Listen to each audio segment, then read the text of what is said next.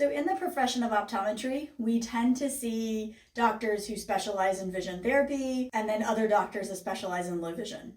And it's not as frequently that we see the two of those combined into one practice setting. I have a son who is visually impaired and on the autism spectrum. So for me, seeing what I saw day in and day out of the challenges he had that were vision related, but then were also related to his autism, it made me start thinking, why don't we as a profession see those two specialties combined more often? Because what we see in cases is we may have a patient who had a traumatic brain injury or a stroke, but who also has macular degeneration or glaucoma. And so now this is a patient that needs magnification to help them see better, but they also need therapy to help them do basic activities of daily living and to function with a visual field loss or something else along those lines. We see more and more complicated cases as time goes on.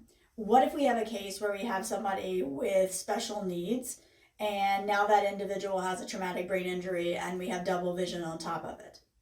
What if we have a situation where we have a patient who had a stable condition but now has something happen like a stroke or a car accident or something else, and now we're having a combination of visual deficits?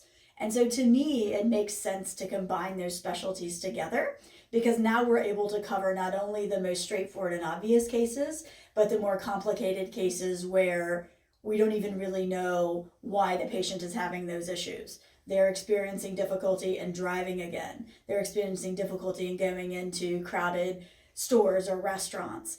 And everybody else is saying, well, we've already treated these issues, and so you should be okay, but yet the patient isn't. And by combining those two specialties together, we're able to identify those issues and help the patients achieve that quality of life again.